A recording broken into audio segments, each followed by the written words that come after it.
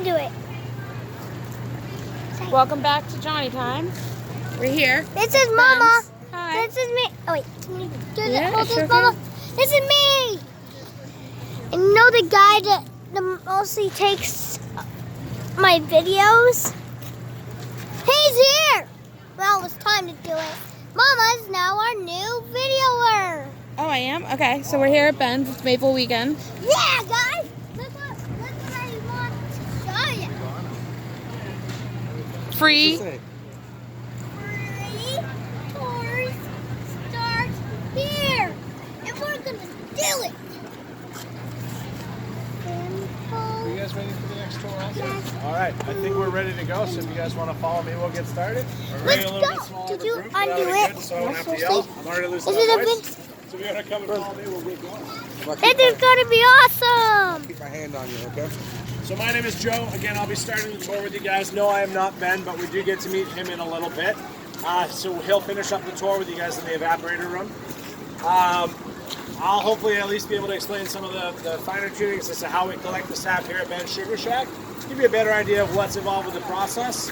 Any questions you have along the way, feel free to raise your hand, shout out, get my attention. I'll either have the answer for you, or I'll make up something that sounds really cool anyway.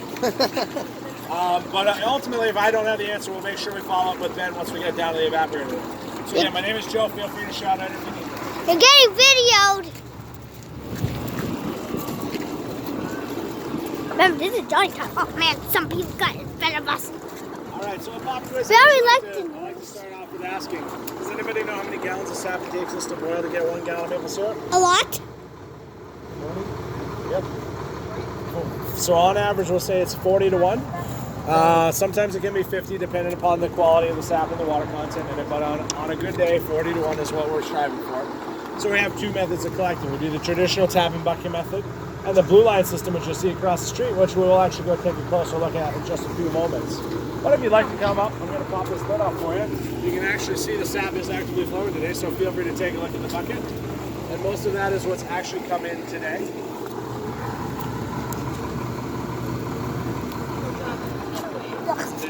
Right? So it's coming out clear. You just taste it. It tastes pretty much like water. There's just a very faint sweetness. That faint sweetness is the natural sugars that are occurring in the sap itself. Now when we boil it down, ultimately that's going to caramelize and that's going to thicken up, and that'll give us what we know as maple syrup. But right now it's mostly water, so that's why it's coming out clear. And yeah, if you get it on your hands, you can rub around. It's not sticky or anything like that. It's not like pine sap. It's, again, because there's so much water in it, it feels exactly like water. Now we do about 250 buckets here at Ben's. We don't do more than that, ultimately because it's not very efficient for us. So we tap over 24,000 trees on 15 different locations. So if we did this method for that amount of taps, we'd be checking 24,000 buckets. Ultimately, we don't have that kind of time. So we do about 250 every year just to keep the tradition alive.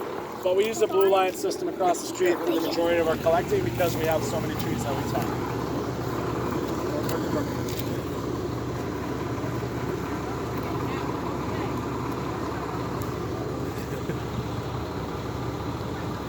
Alright, so we're going to we'll just make sure there aren't any cars coming. We're going to head across the street and we'll take a closer look at that blue line system.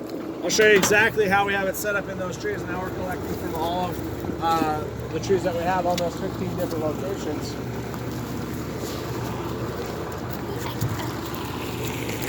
Hold on, Jonathan. It's still a street. I'm coming. Oh, It's blurry. No, it's not. Yeah, try to keep the camera facing somewhere, not just the ground. I know, it's facing them.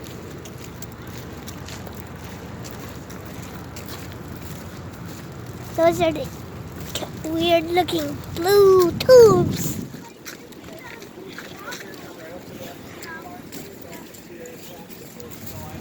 It looks like we're hiking. So this afternoon has really picked up for us. So between the weather warming up and the sun shining, we've really gotten a better flow on the trees. When we go down to the pump house, hopefully that's maintained so you can see it kind of pouring in from the trees we have on site here. So this grove is a very small grove. It's about 30 trees on this hill right in front of you. And we have it running down to our pump house. The main groves on this property are actually, if you follow those two blue lines out into the woods about a half mile to a mile, you'll see those. We have 2,000 trees tapped out back. We don't bring you guys out there because one, I'm the only tour guide. Two, it's a mile hike out there. And 3, for a 10-minute tour, you guys don't want to go that far, trust me. So we have this set up so you can see exactly the same thing that we have in the woods themselves, but on a much larger scale. So a couple things are going on with the lines right now. So we have 3 lines. You have a tap line, a side line, and the main line.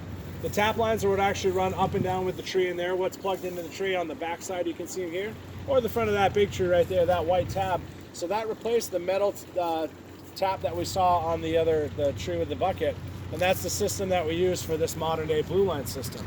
So with gravity's help, the sap is going to flow down these tap lines into the sidelines, and then from the sidelines, again, you can see the sap is pooling in here. We have air bubbles. The sap is going to go, and it's going to go into that main line. I can see them. So I said we use gravity where we can. That's why our tap lines go up and down with the tree, and that's why we try to go downhill if possible, but not all of our properties and all of our lines are on a hill. So gravity can only do so much. So we actually have a vacuum pump system that we use that aids us in pulling the sap down the main line and to a pump house that's going to be near the side of the road. We set it up that way because when we collect all of our sap, we need to be able to easily get to it. If we had to go out in the woods to grab it, we don't have the kind of equipment to drive out there, and we definitely wouldn't want to lug it manually. We just collect too much sap. So we have it pumped down to the side of the road where we would offload it onto one of the sap trucks that you see right here that's running behind it. So we're going to take a closer look at that pump house. And again, hopefully you guys will see the sap coming right in because it's still pretty warm to the sun is out. They're marching the blue girl. Why is this for again? Oh yeah, up.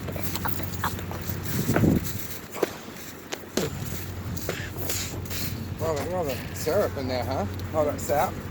That is syrup. No, look. Oh, yeah. It's all sap. See it moving?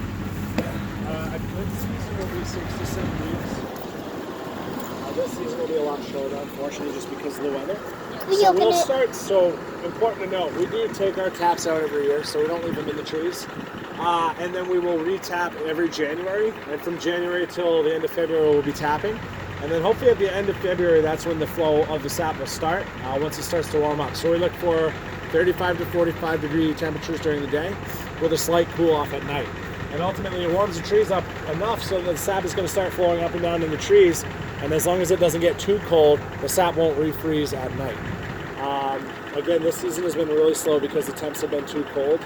So our season just got shrunk to about half the length that it normally would be. There's nothing we can do about it, unfortunately. You know, we can't control the weather or what the trees are going to do. So we kind of have to play by their rules. So we live in the big line. All the stuff moving in the big line. I know.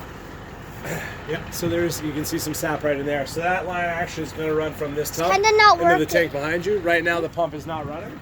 But what happens, and I'll show you. So you look in this tank right here, and the sap is actively flowing. So it looks like someone left the hose running, right? That's actually sap coming in from those 2,000 trees we have off in the distance. And it's flowing actually really well. So it's coming into this top tank, which is then going to pool down into this release tank. So in probably just a couple seconds, this release tank is going to hit, and much like a toilet flushing, it's going to open a valve on the bottom, and all the sap in here is going to be pushed out into the tub below. There we go. How did that happen? Toilet. Now ultimately, when this tub gets to a certain level, this lever is going to pull up and the pump is going to activate. It will pump the sap in that line that you're looking at and into that holding tank. It's still too low. There's probably about 50 gallons, maybe not even, down in the bottom of that right now. It's probably close to 30 gallons. But anyway, once it gets up to about halfway full, that pump is going to automatically kick on and move some sap over into the holding tank. Now, we already talked about temperature, so that's what causes the flow to go up and down the trees. The vacuum is also an important piece of equipment that's pulling the sap along the lines, which we measure with that gauge right there. But there's another thing that has a very big impact on the quality of the lines and how often we have to fix them. Does anybody have any idea as to what that might be?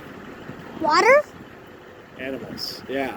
So animals, they like to chew on our sap lines. They like the sap. And to show you exactly what they can do, I have a piece here of damaged line. And you can see all of the teeth marks and the holes that they've ripped into this sap line.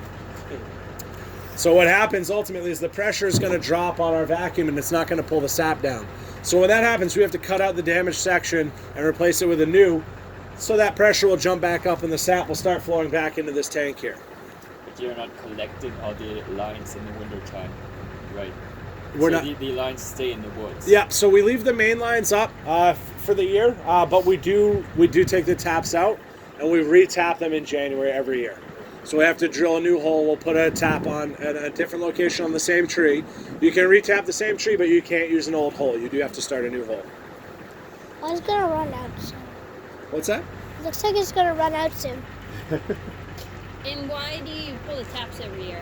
Like, what's the advantage of that? There's a couple things. So ultimately, by pulling the tap, it allows the tree to heal the hole itself. Yeah. So it prevents insects, disease, and anything like that from spreading to the tree with a sealed hole. Secondly, you don't actually collect during the summer months. So if you left your taps up all year, it would serve no purpose. And ultimately, if you then left it in and just wanted to have that same hole work for you, it still would close up enough that you wouldn't get a sap flow out of it. So you have to start a new hole. And we don't collect once it starts to get warm. So the reason our season is so short is when it warms up and the trees are going to start to bud, they use the sap as the energy source to bud the leaves. Yeah. Once the leaves are out, they don't need the sap anymore, and they actually start replenishing their sap with the leaves. I knew that was gonna happen. I knew that Any was other just gonna questions happen. on the vacuum pump or anything we do out in the woods? So how long does Stop that, sap right? sit in the holding tank for? I mean,